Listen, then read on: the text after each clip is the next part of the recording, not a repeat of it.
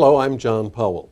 For our oral history segment today, we're going to talk with Dale Cattanach, who was the state auditor and director of the Legislative Audit Bureau from 1979 to 1998. Before that, first director of the Legislative Fiscal Bureau from 1963 to 77. And in between, just for a little change of pace, Department of Transportation Secretary for 2 years. We'll ask about that as well. Born in Wood County, UW graduate. Tell us a little about your background and how you got involved in politics. Well, first of all, I don't know that I was ever involved in politics. I was involved in the legislative process, and I think there's a difference because as a staff person, I wanted to maintain nonpartisanship. But to answer your question, John, I grew up in central Wisconsin. I was actually a farm kid. Graduated Marshfield High School in 1947. Came down to Madison in 1954 to attend the university. Liked the city, got interested in state government, and signed on, and I was there for a good many years, and it was a wonderful experience. Enjoyed it a great deal. Now, you majored in political science and economics? That is correct. Was there such a career as the one that you ended up following? Was there a career path at that time? I think today it would be called public administration. I don't know that there was actually an identified career path at that time. So I sort of fell into it in a way because I was interested in government. My family had always been very much interested in government and in politics. We talked about it around the table when we had meals. And when I came to Madison, one of the first things I did was met a number of people involved in state government, many of them politicians. One or two of them would eventually become candidates for governor, if not governor. In fact, one of them did become governor. So that was how my interest. And before starting to work for the legislature, I worked for the Wisconsin Taxpayers Alliance for more than 5 years. Jim Morgan, C.K. Alexander, good folks. I think a number of people hear the word Taxpayers Alliance and they think of a militant anti-government. It was anything but. It was a solid, sound research organization, and that allowed me to hone my skills and my interest in government. What kind of politics did your family have? Did you talk about? They were very conservative. They were Republicans, I think all of them. But we talked about everything from presidential elections to local government. They were active in town government, which was the area I grew up in. And so it was really from the ground up, sort of from the bootstraps, entrance into government. Now, the Taxpayers Alliance first, which is a private nonprofit. Yes. Then at that time, did government have very much in the way of these service bureaus? No, and there really was not. Well, there were a few agencies like the Legislative Fiscal Bureau, and not very much at all. It was fairly new. I think in those days the government submitted a budget, and the Department of Administration, which had been created under the administration of Gaylord Nelson, basically ran the operation, the budget process from the governor's budget through the Finance Committee and the legislature. And in the early 60s, several legislators, Senator Fred Risser, Senator Bob Knowles, recognized that the legislature needed some of its own troops, if you will, to assist in the budget and the fiscal process. And through their efforts, the state obtained a grant from the Ford Foundation to create and to modernize the legislature. And one of the components of that was the creation of a fiscal staff. And you were the first fiscal director? I was the first director, the first staff person. How did you apply, and were there a lot of applicants? Well, as far as I know, there may not have been very many. May have been the only one. And actually, I did not apply.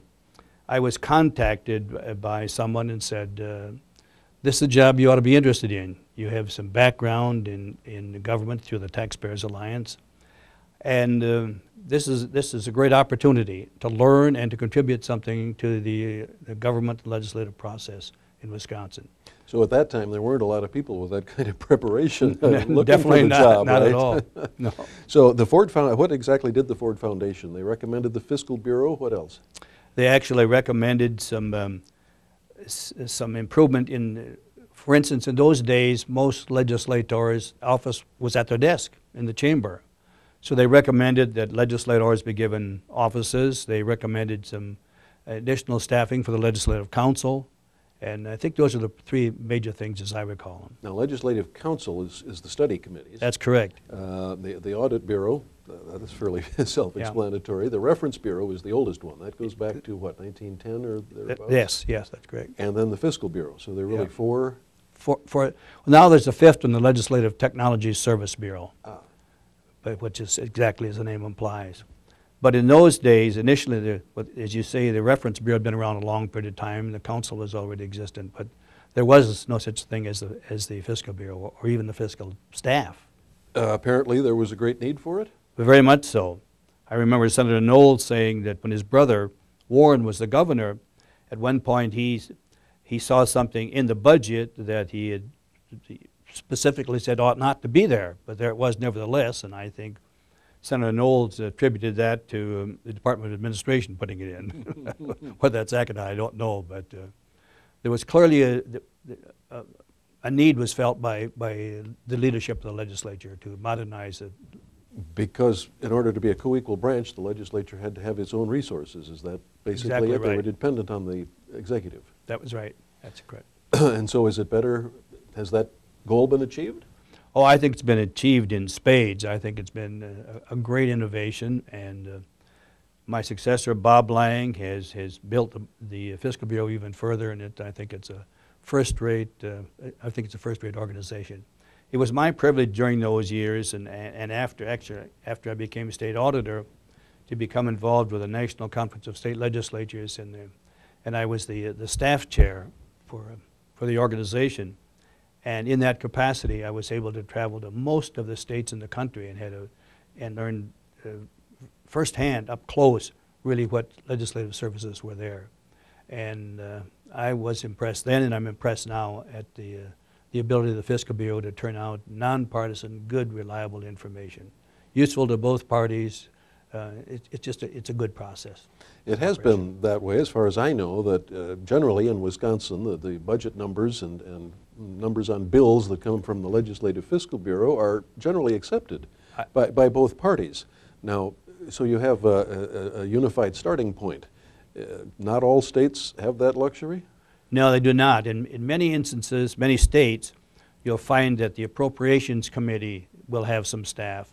Unfortunately, to my way of thinking, that means it can switch as the political fortunes change.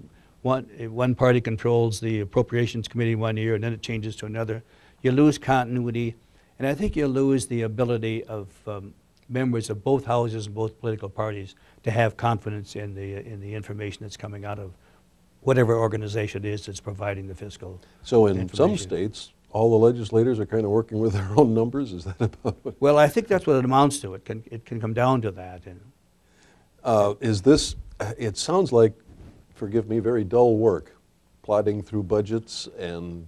Well, it's not, because there is a lot of plotting. I remember there were many nights when I was at the Fiscal Bureau, we were there until 1, 2, or 3 o'clock in the morning, and be back again at 7:30 the next morning to meet with legislators and the Finance Committee and so on. But to my way of thinking, the budget process is always fairly exciting, and it sort of builds to a crescendo, as you remember, John, from your days around. And it's more than just grubbing numbers. There's a lot of policy there. More than once, in fact, on many occasions, I can recall legislators coming to me and saying, I don't understand this, it's complicated, I don't know all these numbers, what do you think I should do? Well, I would never tell a legislator what he or she should do, but I would say, this is what it means, I think, to you and perhaps to your district. So in order to do that, as you say, long hours, and it's not spread out over the year. I mean, you have the legislative sessions. Very much concentrated. The governor in Wisconsin introduces the budget on or about February 1st to 15th. And after that, the process picks up and reaches that crescendo in late June or the first part of July, when the budget finally, hopefully, as you know, sometimes it's gone into October or so. But typically about the end of June and the first part of July is when it should be finished, and sometimes it goes beyond. But it builds up, becomes very, very intensive during those couple of 3 months. And since we have a biennial budget, it's quite a challenge. I've always been impressed the fact that the Fiscal Bureau, when the budget is first introduced in January of the new biennium, you're predicting the economy 2.5 years ahead when you come up with the budget balance. It's a tremendous challenge because not only does the Fiscal Bureau evaluate and analyze the governor's budget and the numbers and the agency requests and so on, but it does that other very important component, which makes fiscal estimates. And as you say, that is extremely difficult when you're out there 24 or 30 months ahead of time. And with budgets as large as they are now in Wisconsin, 1 or 2 percentage points may not seem like very much, but you miss the revenue projections by 2%, you're talking about millions, is right. But they have, has it become more difficult in recent years with the, looking back on it, perhaps it's nostalgic that in the 60s the economy was more stable, had less problem talking about 30 years out? Well, and the budgets become so much larger. I can recall with the Finance Committee, it was always a question of trying to balance it. And we'd get down near the end, and I would say to the Finance Committee chairs, if you get to the point where you need $5 million, we can find it for you somewhere. $5 million now wouldn't go anywhere. Why bother? Yes. So I think, yes, I think it has become more difficult. I think the budget is larger. I think the ups and downs of the economy are perhaps a little more severe than they were back 30 years ago, so it's more difficult. Did you ever get pushback from legislators who say, no, I don't believe your numbers? Rarely. I can think of only 1 or 2 times, and I can take great pride in the fact that when we did get that pushback from 1 or 2 members, other members of the Finance Committee or legislature would rise to the defense of the Fiscal Bureau and say, no, we have complete confidence in these numbers. Now, Wisconsin has the joint, you mentioned appropriations committees, and some other states where and like Congress, they have appropriations and tax committees. Correct. And all. We have a unified fiscal committee, joint finance. Just 16 out of the 132 legislators are pretty much the gatekeepers. Yeah. Is that a good system? I think it's an excellent system. It's one of the few systems like that in the country. Most of them, as you say, have appropriations committee and Ways and Means or taxation or whatever it's called. I think the fact that the same committee is looking at expenditures and revenues is one of the keys to the success of the fiscal process in Wisconsin. There are only 16, though. That raises, everybody wants to get on joint finance. Yeah. That must cause some resentment among those who don't. It's always a coveted committee, as you know, has been and remains to this day a choice assignment. I suppose there's some resentment in the days when I was involved, and I expect that is still the case, that through the caucus, through individual meetings with legislators who have a question or an issue or a request, they managed to get that to the chairs and the members of the Finance Committee. And so, do the individual members come to the Fiscal Bureau? Very, very frequently, many times. Everything from questions relating to the budget, or it may be a fiscal issue related to their district. The Fiscal Bureau is a great source of information, not only on the budget, but on all things fiscal. And I noticed that with the Ford Foundation grant, one of the things that it furnished was a pioneering program to evaluate policy, analysis, not simply the numbers. Yes. Is that straying into policy, or how does that work? Well, I think in terms of analyzing policy, I think it is to point out the fiscal effects if they can be estimated reasonably.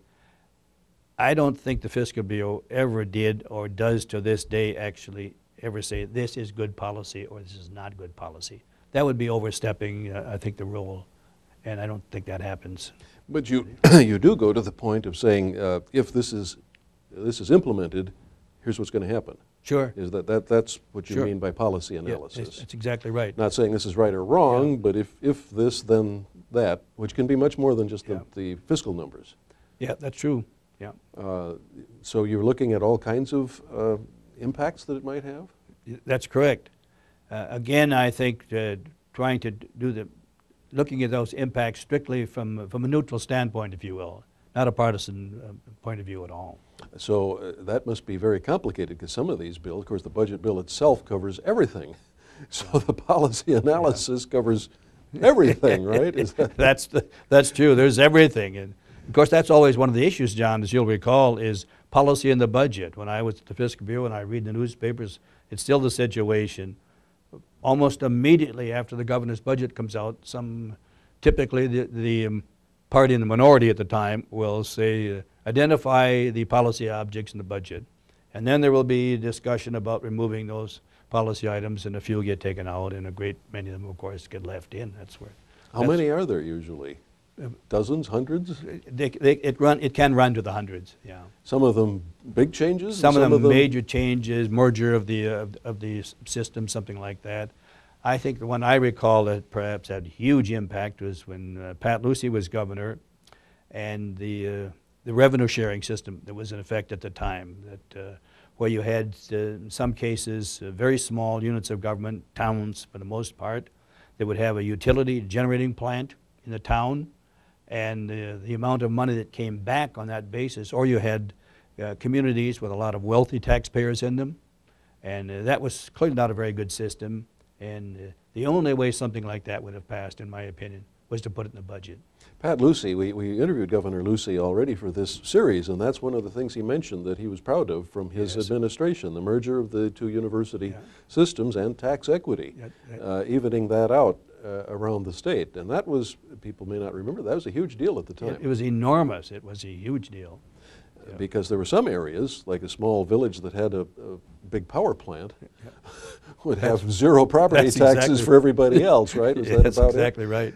That must have been difficult to change politically. It was, and my recollection of that is that it got down to really a very few votes, and I think a few individuals crossed party lines to go along with it. But I think in retrospect it was clearly something that needed to be done, and I think was obviously something was eventually got passed. And university merger was also in the budget, yes, part of the budget bill. Yeah.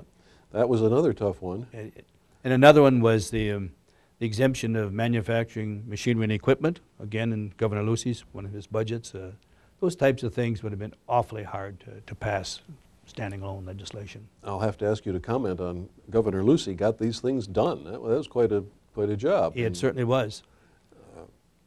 One of the things that Governor Lucey did, and I think it's important for every governor and every legislator, is the art of compromise. Recognize what can be done.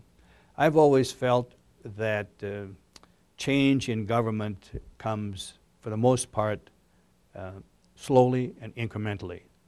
There are a few major changes, and occasionally something like merger or changing the tax system has to come in one fell swoop, if you will.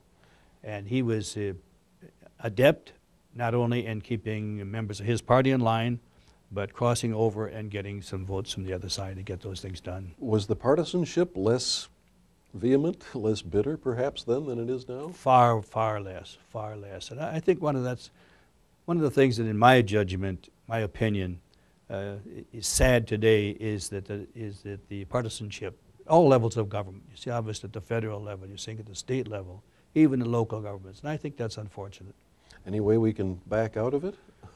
Well, it's going to be awfully difficult because I think that arises in large part from where society is. Society has become a whole lot less cordial, collegial, warm than it was 30, 40 years ago. So I think it's going to be awfully difficult with the internet. I think there is less coverage of government now, and I think that's one of the unfortunate things in the state, by the way. People like yourself, John, and other the print media, people that were there, the Journal Sentinel, or not the Journal at that time, as you recall, had two or three people. Now one. Sentinel had 2 or 3 people. Madison had 2 newspapers with a reporter or 2. I think a lot of that's been lost with this movement to the electronic media. The electronics must have made, in some ways, your job easier, though, with the development of computers for the Fiscal very, Bureau. very much so, very much so. Those early days of doing things with basically a mimeograph or something like that, they were pretty fundamental, pretty rudimentary.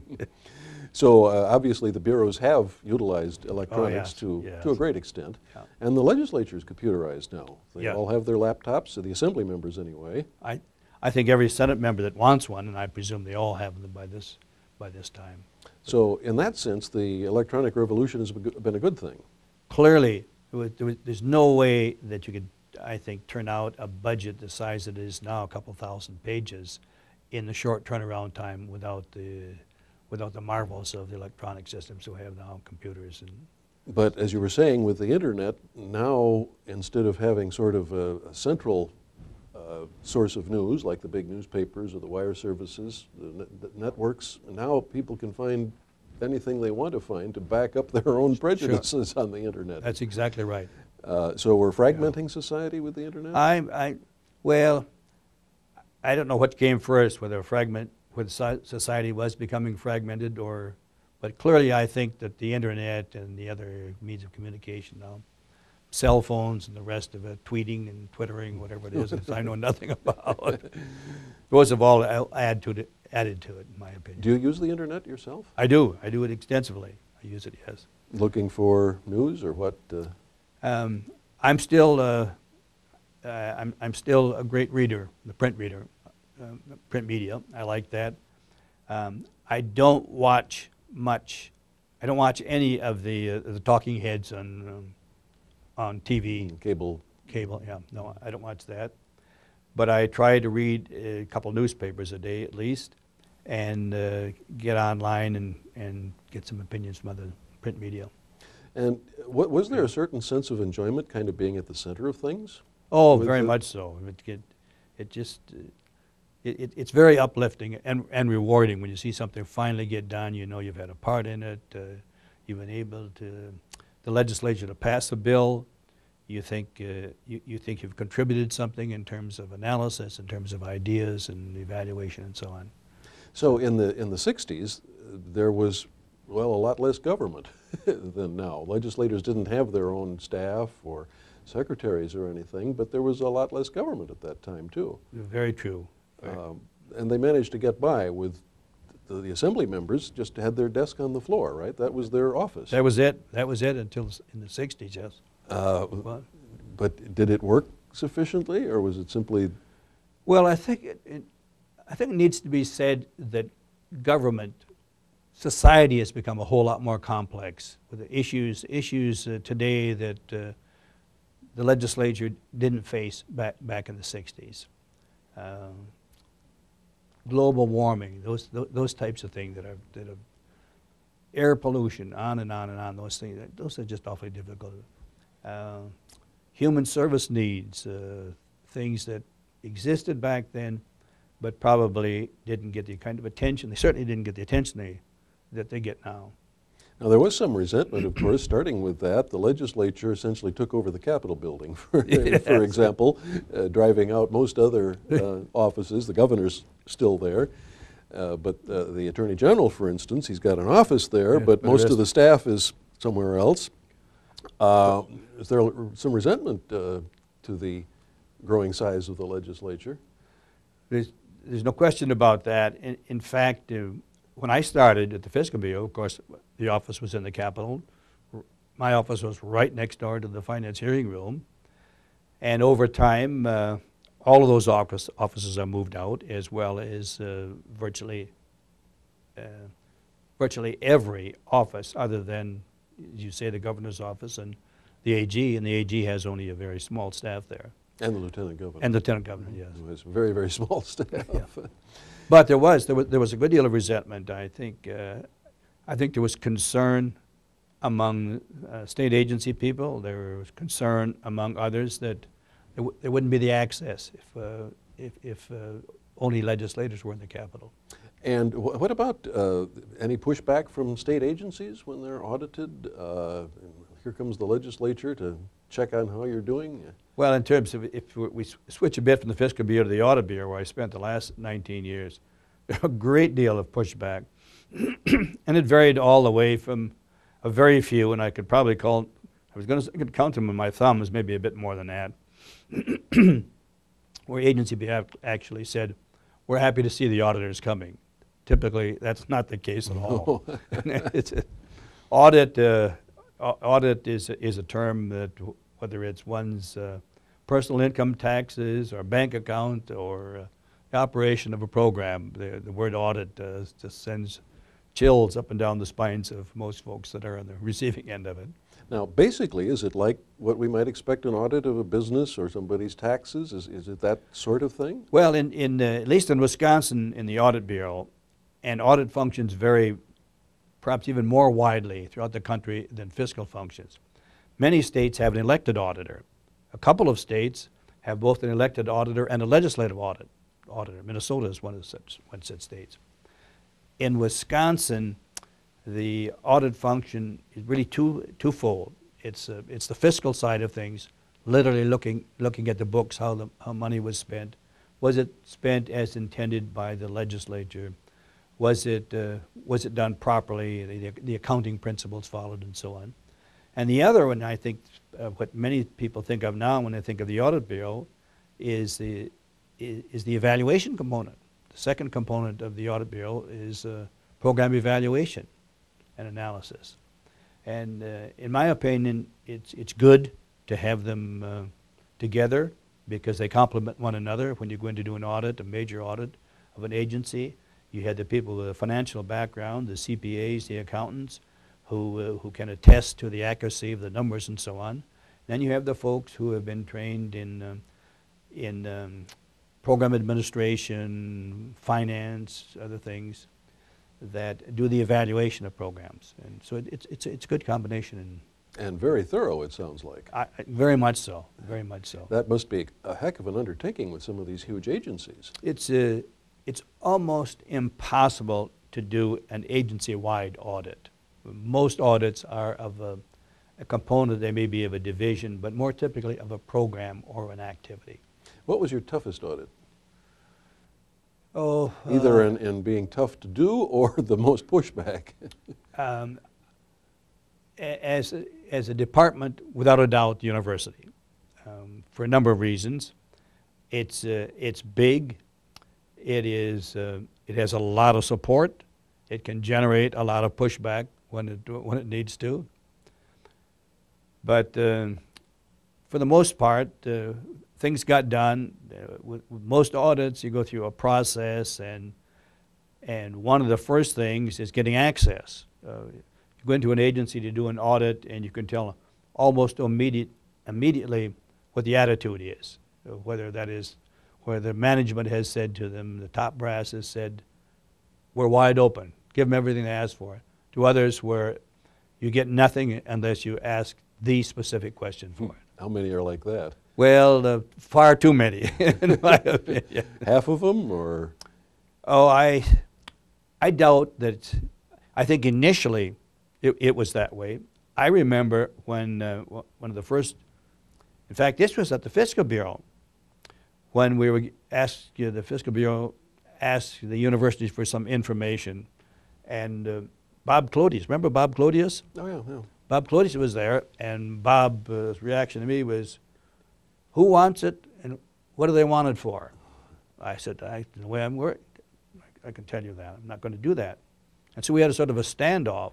And to Fred Risser's credit, Fred Risser and Bob Clodius and I had lunch, and Fred made it very clear. It doesn't make any difference who asks for it. It doesn't make any difference what he or she wants it for. You're a public agency, and you have to provide it. And that was the end of that problem there. So. Mm-hmm. Now, Fred Risser, of course, Senator Fred Risser of Madison, the longest-serving legislator in the country right now, yes. Represents the campus, yes. And has generally promoted the campus, but in this case he was guarding the prerogative of the legislature. Senator Risser was always very good at that, and that's one of the things I appreciated about the great majority of legislators. They understood the importance of the institution, the legislative institution, as one of the equal branches of state government. And it was not only the executive branch, but the executive branch meaning you typically think of the governor, but you have all those agencies that in most cases the head of the agency reports to the governor. In other few cases, even fewer now, it reports to a board. Of course, university is still in that group. There seems to be an adversarial relationship in some ways between the university and between the legislature and many of the agencies. The university you've mentioned. Of course, the DNR, is a favorite whooping boy. Yeah. Some legislators just hate the DNR, as do some citizens. There's a lot of tension there. Is that a good thing or a bad thing? I think some tension is a good thing. I think, again, it's the separation of powers is useful. I think when that tension becomes hostile, when it becomes unproductive, it's no longer a good thing. And the relations with the university, and I don't know how close you're following them now, but the university and state relations have always been somewhat difficult. Yep. I think it remains that way, John, from what I read in the newspapers, and I still have contacts with legislators and legislative staff people. And I think that's remained pretty consistent. Tension is there, but I think it's a healthy tension. And as long as each understands the other's role and responsibility, accepts that, sometimes grudgingly, but accepts it, understands it, then I think it's healthy. Some people will still say that we were better off with a part-time legislature. We had to make them pass the budget and get out of town, and we'd all be better off. Yeah. You still see that quite often. There's some of that feeling remains. And I must say that at times that when I think back of those days in the 60s and early 70s, and it was a far more collegial process, and things got done, and you had the part-time legislature until it gradually moved to almost full-time now. But I think that state government is so large now, the issues are so complex, I think it would be difficult to do with a part-time legislator. We like to think of the farmer legislator and the small business person legislator. It's no longer that way, of course, and it never will be that way again.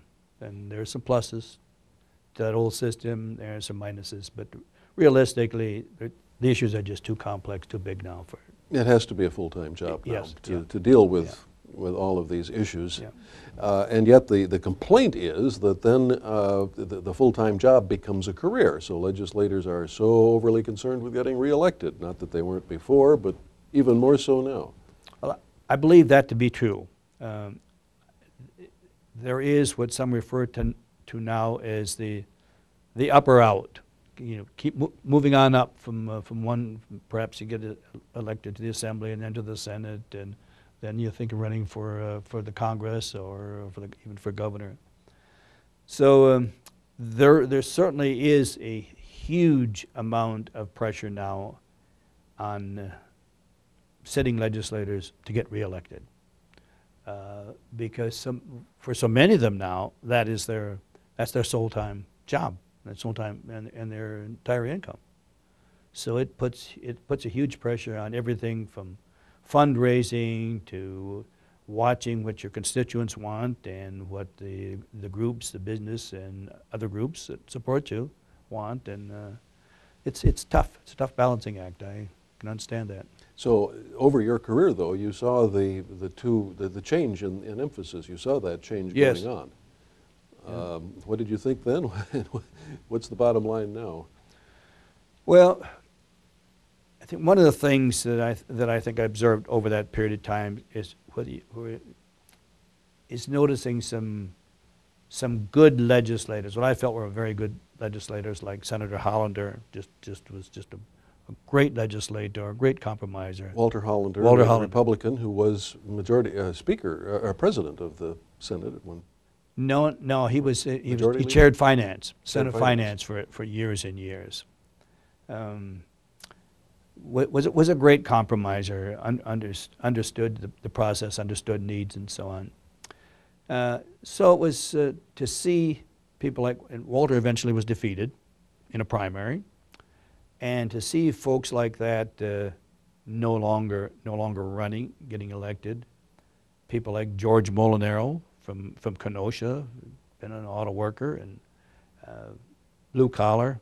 So there's less of that today, and I think something has been lost in the process. And any chance of, so when a legislator wants to pass something, I want to pass something controversial, is it useless to ask anybody from the other side of the aisle if they could support it?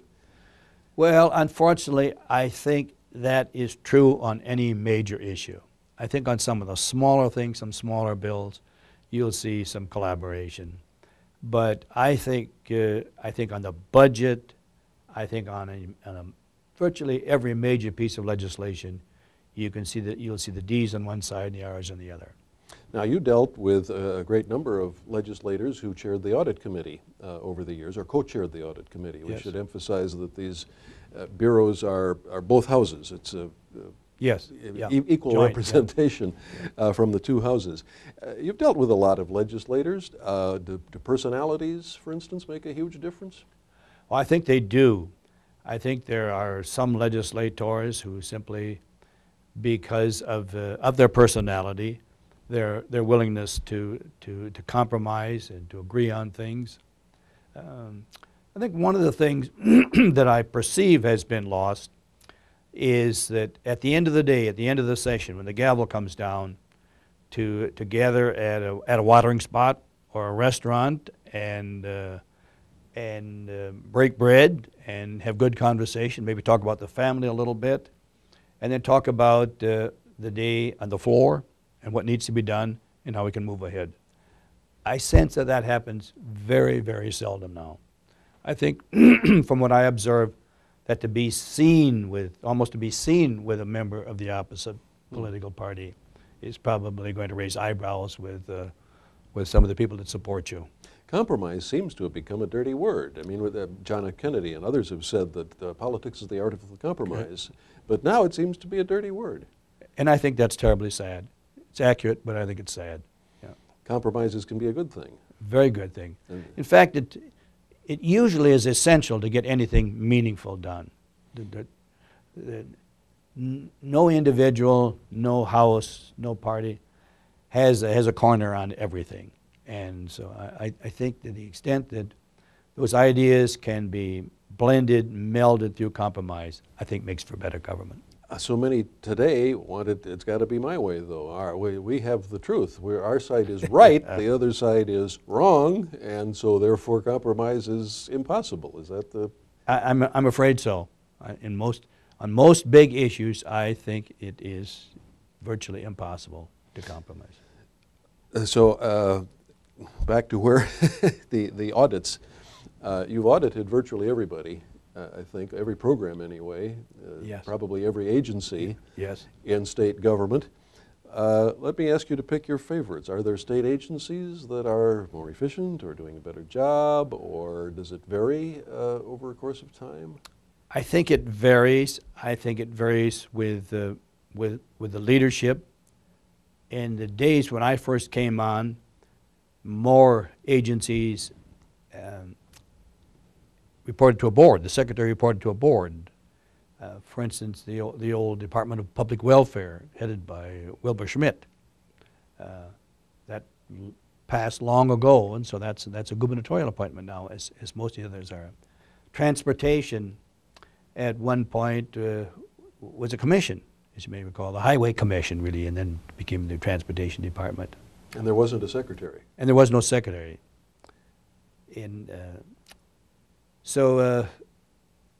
But I think, in my opinion, the governor is the chief executive officer of the state, obviously, and I think the governor needs to have the authority to appoint people that are responsible to him or her. So even as we speak, the controversy continues, specifically over the DNR board now. Yes. Pat Lucey tried to initiate more of what he called cabinet form of government. Yes. He failed. Yes. But then later on, Tommy Thompson got the DNR board appointed by the governor, and that's still a big controversy. Very much so. You favor appointed, though? I do, yes. Because the governor should, Yeah, the buck stops here is what. Exactly, yeah. And yet, we see, Governor Doyle, when he was Attorney General, was all for Yes. returning it to the old way, and then after he became governor, there's an adage I remember: where you stand depends on where you sit. Yeah. And I think that was the case with Governor Doyle. Yes. So you found that to be true. Yes, I think yes, I think so. Yeah. I think I'd go beyond that and say that I think that it's good to have some flexibility. I think legislators, governors, any public official who takes a totally inflexible position is not serving constituents properly. You mentioned transportation. Let's go to your relatively short compared Yes, to the it rest was- of your it was career term as DOT secretary. How did you enjoy that? I liked it very much.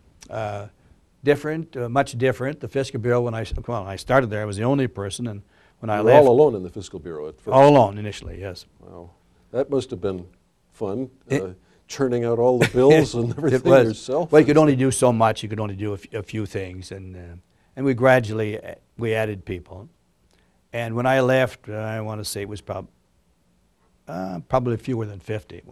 I went from there to the transportation department. The time was about 3,400. So that is, but obviously in a large agency, you have only so many people you can have direct contact with.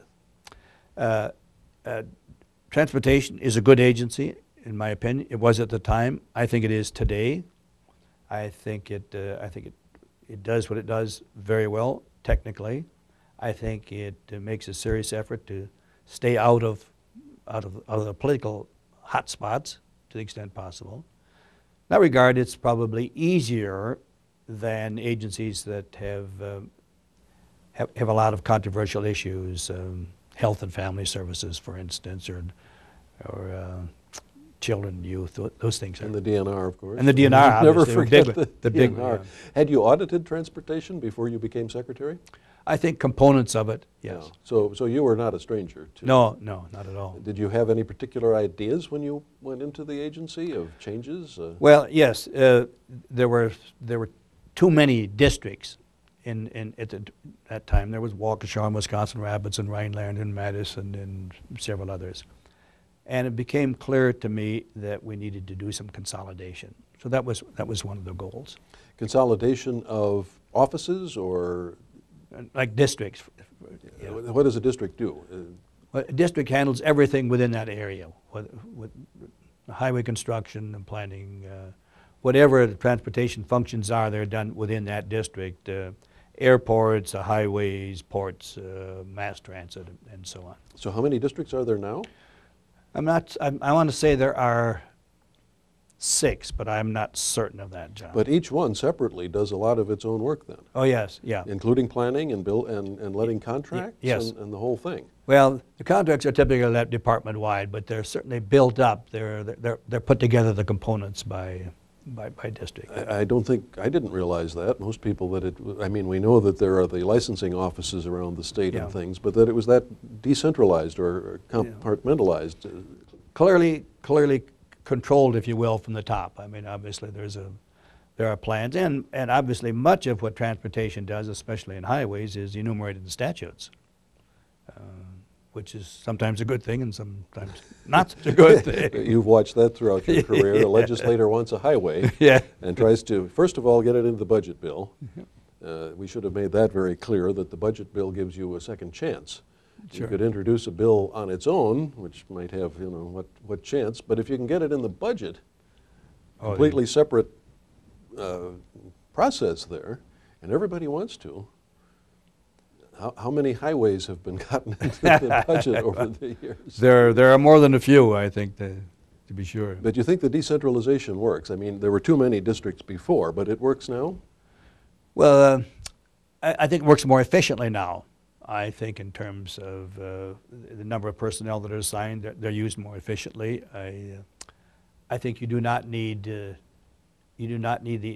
structure, the overhead structure, and the administrative structure to be as many as 9 or 10 districts. You can do the same thing with fewer. Do we have too many state employees, like some people say? At the moment, no. I maintain a good deal of contact with my friends, in some cases former colleagues in the agencies, And I know that in many of the agencies, they literally are running with too few people. I do some consulting. Since I retired, John, I've done some consulting. And in the course of that consulting in hearing stage agencies, working with them, I see that in many instances that they really are, the fat's gone. I think they're down to the heart of the bone, and they go much deeper, and it's going to be right down to the marrow. According to the statistics, if I remember them, occasionally these hit the news, Wisconsin has fewer state employees per capita than most other states. Is that That right? has been the case. I don't know what it is right now, but I suspect that remains so. So that would seem to show a certain efficiency. Sure. Yeah. Well, let me ask you a whopper. Did you ever audit the DNR's deer count? As a matter of fact, yes. That's a huge controversy as we speak right now. Yeah. Yes, The it is. hunters saying the DNR is inflating the numbers. There are nowhere near as many deer as Yes. the DNR says. Well, and I'm a hunter, and I hunt in central Wisconsin, the area I grew up, where our family has hundreds of acres somewhere in the family. Hunted that for 60 years or more. And I can say that there are far, far fewer deer there now than there were even 10 years ago. Although 60 years ago, there weren't many deer at all. And of course, as the agricultural thing spread in, deer population increased. But that's an aside. In terms of the audit, the department, DNR uses what's called a SAC formula, sex, age, and kill. And we were asked to audit that and did. And our conclusion at that time, the last one that I did, as I recall, is that the only way you'll ever really have numbers that people can be confident of, wait until the winter, there's snow on the ground, and hire helicopters to fly around and actually take a square mile or so, select a number of those in the state, and count.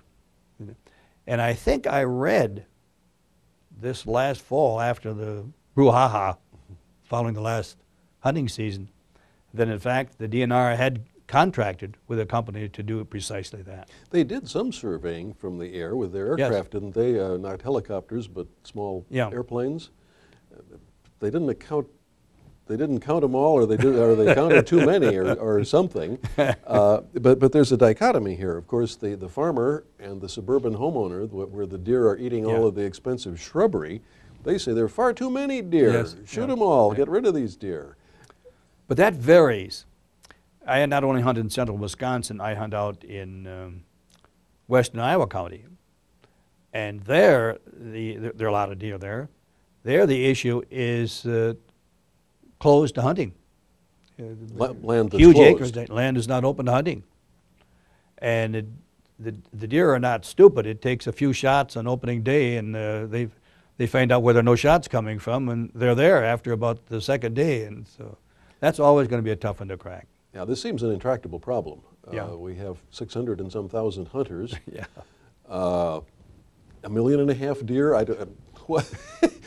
This is not one of those agreed upon numbers. Like maybe we should get the Fiscal Bureau to put out a number.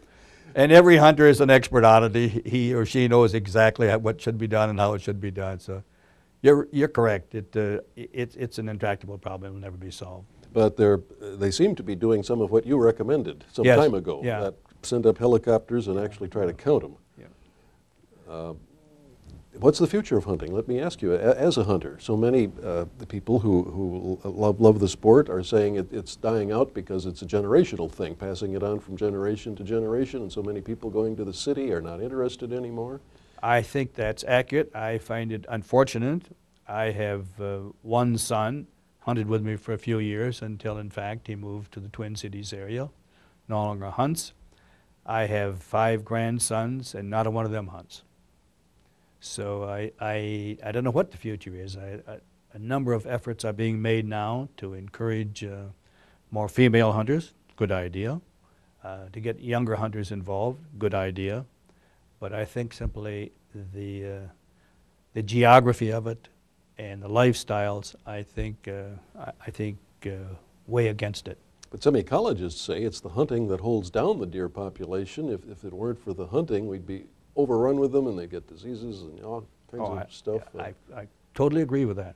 Yeah. And others say, well, bring back the wolves, take care of the deer, and that's a whole another issue, huge controversy. Well, moving on from the DNR, you mentioned health and social services. There are certainly controversial programs in there. You've audited some of those. Yeah. Some people may think Wisconsin, the biggest item in the budget is welfare. People may have that idea. Not so. Well, there are three or four very large issues now, setting aside shared tax, shared revenues. But people see in the term welfare, the old days when it was a check, aid to families with dependent children. There's some of that now, but less so after reform under the Thompson administration. The huge item now that people often see as welfare is Medicaid, one of the huge drivers in the state budget.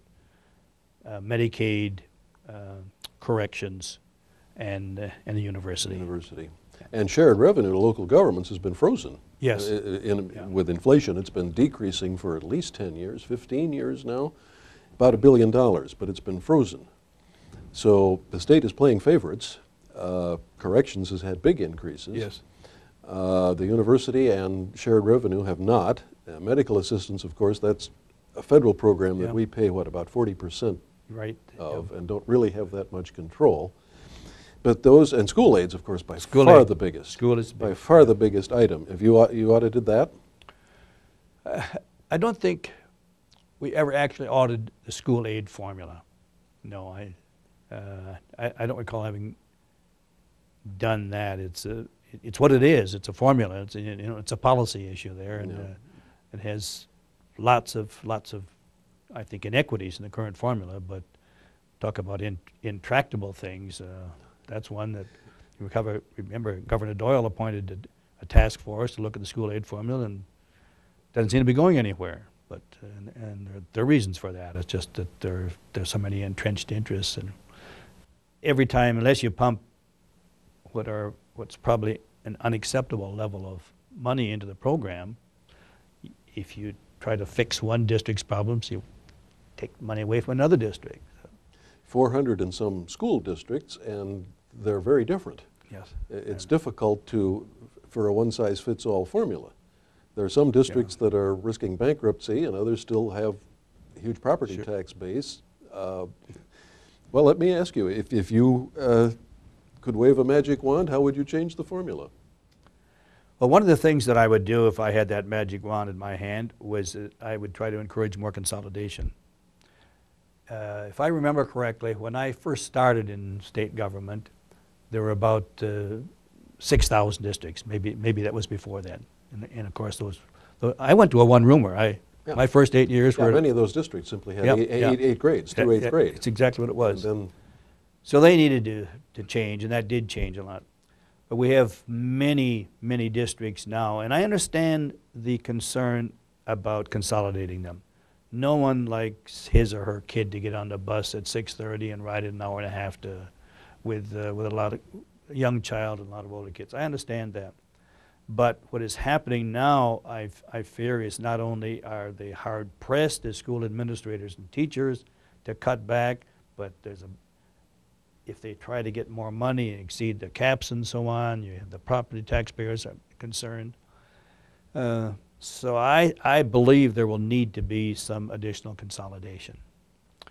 And the other thing that I would do if I had that magic wand is that I would try to appoint what's often called a blue ribbon, and I would select among taxpayers and public officials and educators and business people, and try to put together a group that could to get a formula and generate the support for it once they've recommended it. A study committee. A study committee. Of course, they are often derided as a way to avoid the issue with the legislature. Well, we'll form a committee and study it. But some of those committees have done a lot. Yes. Yeah. Can you remember some of them during your career? We had... Well, one I remember was the Blue Ribbon Committee that Gaylord Nelson appointed as governor, and clearly what Governor Nelson recognized at the time was that we needed another source of revenue.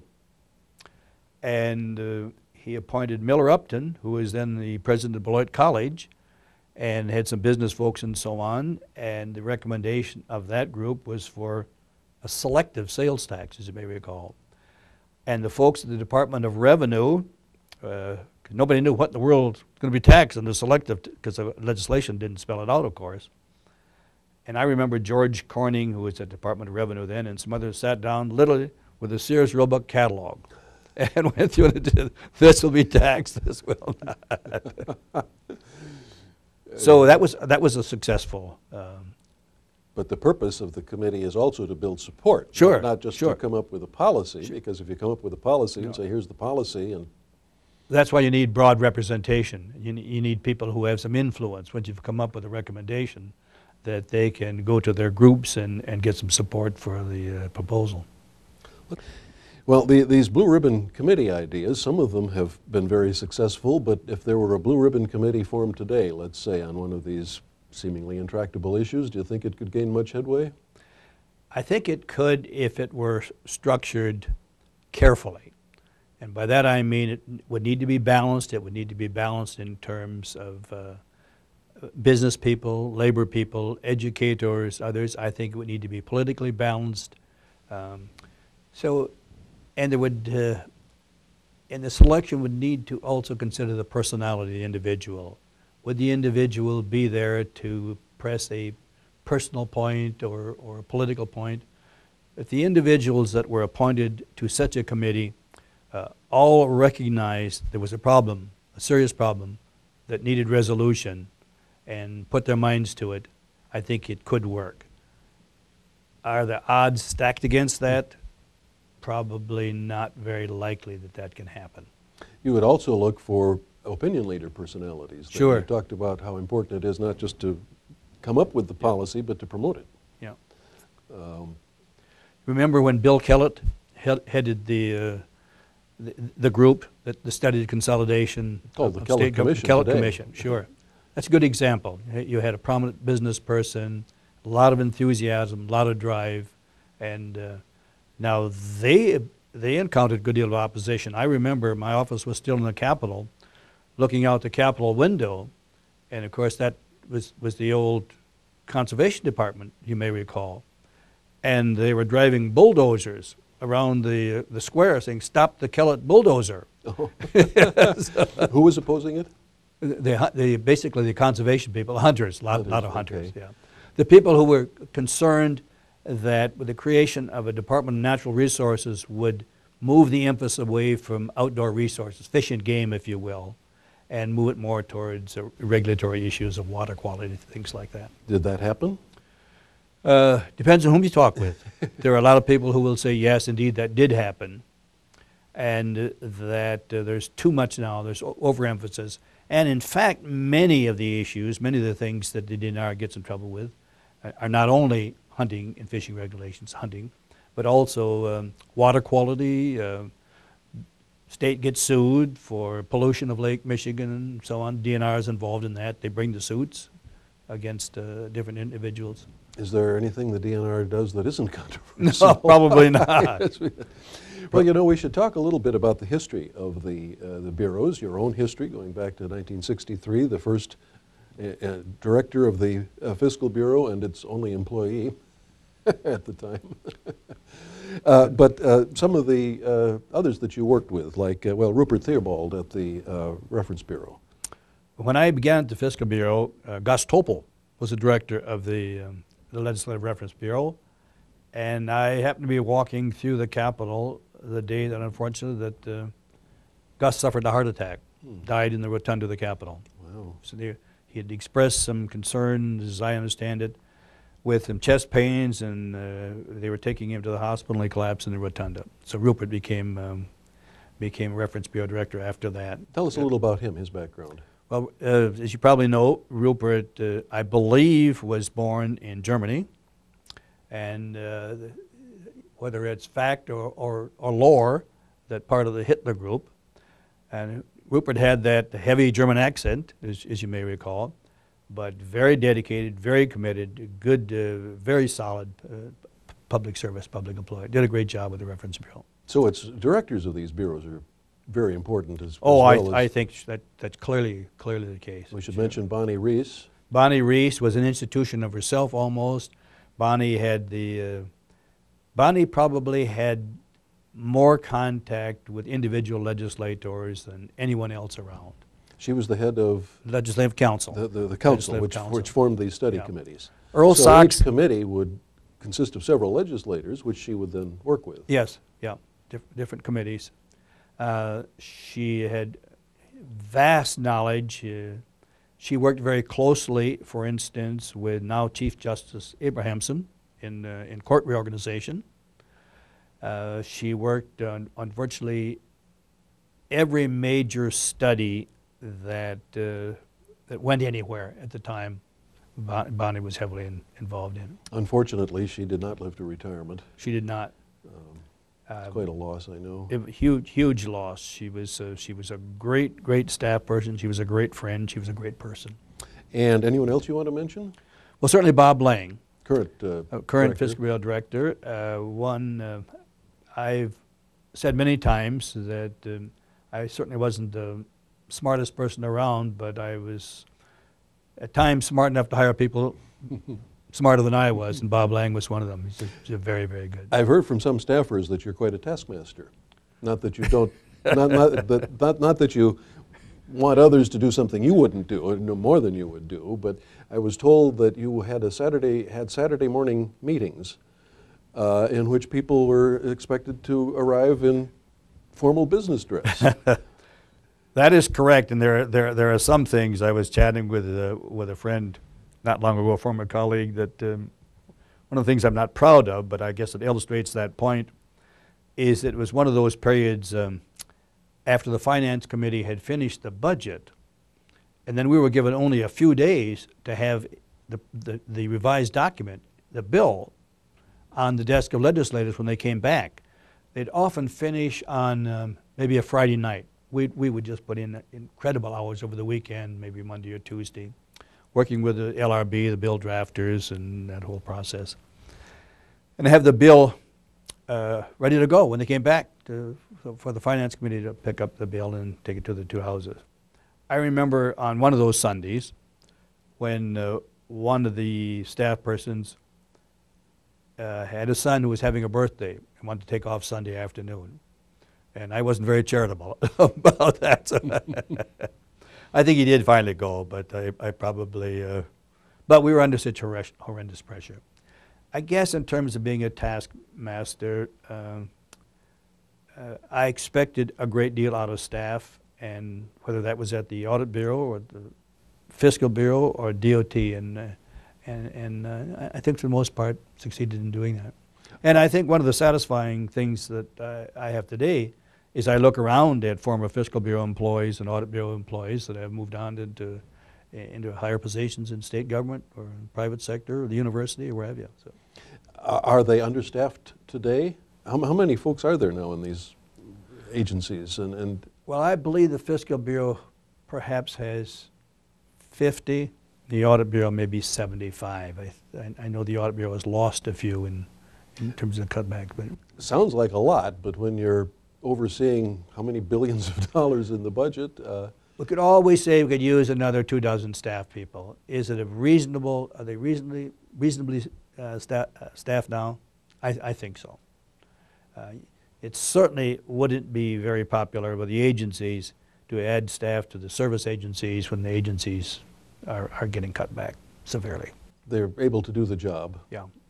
There are things that could be done, would be done if you had more staff. How would you summarize your philosophy of the service to the legislature? I think it involves 2 or 3 things: commitment, respect for the process. I've always had great respect for the legislative process and individual legislators. Very high on my list is integrity.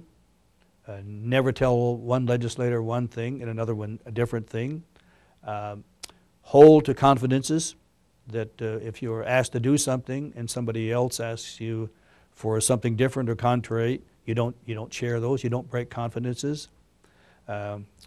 Just to work hard and produce information that can be used by any legislator in either house, and that will be useful to move the process along.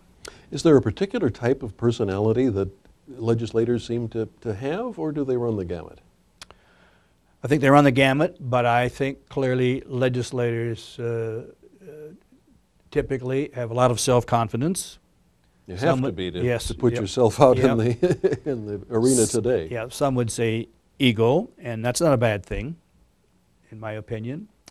I think people who have a sincere desire to improve things, there may be a wide difference of opinion on how you improve something, but I think most people believe in something that they can make a difference.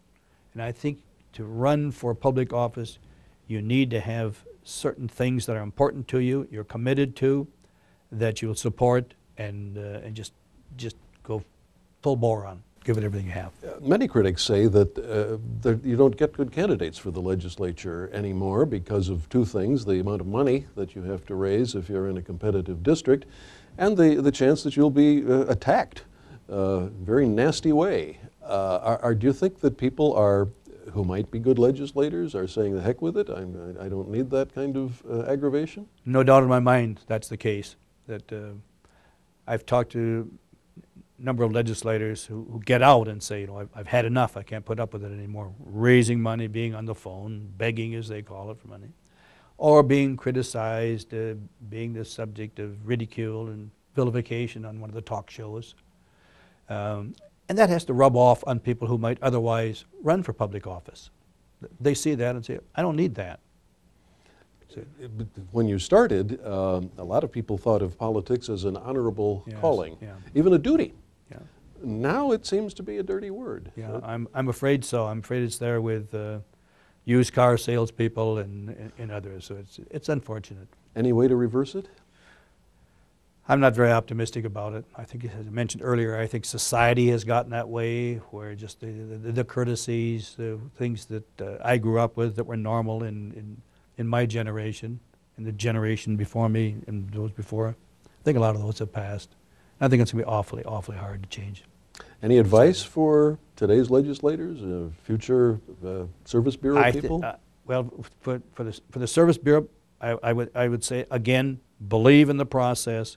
You have to understand it, respect it, want to contribute to it, and at all times exhibit utmost integrity, honesty. Do citizens, voters, believe in the process anymore? I think it varies. I think there is less belief in the good things in the process than there was 20, 30, 40 years ago. I'm from the government, and I'm here to help you. Yes. Yeah. Has become just that. Yeah. Okay. Well, finally, I have to ask you about the fact that when you retired, the 1999 Blue Book was dedicated to you. There's a nice blurb about you, and you have your own bronze plaque in the State Assembly chamber. I'm extremely proud of both of those, and I attribute those things happening to having great staff people to work with, and having great legislators who were receptive to the things that we had to offer, either as the fiscal analyst or as auditors. And so I'm grateful for those. Those are something I'm very proud to show my kids and my grandchildren. But to see your face in bronze on a plaque, did you check your pulse? What was your reaction? Well, I can only tell you that the first one that I saw, I sat for a while where it was an artist did something and then did a mock-up. Well, that was even worse than the one that's on the wall of the Capitol. Not a good likeness. Do you recognize yourself? No. Well, I remember when I went to DOT, I don't know where that photo came from, but in my hometown newspaper, the Marshfield News Herald, my mother-in-law saw it, put her hand over the name and said to my father-in-law, "Do you recognize this person?" and he didn't. But how does it feel to be immortalized? Well, I don't think I'm immortalized at all, John. That but, plaque will be there for a long time. Yeah.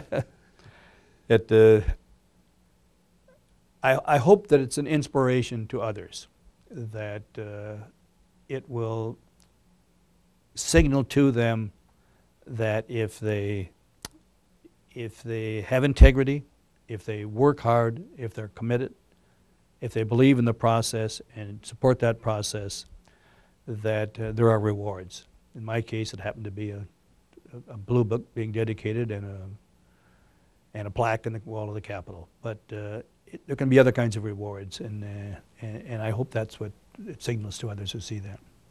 Thanks very much. Thank you, John. Good to do it.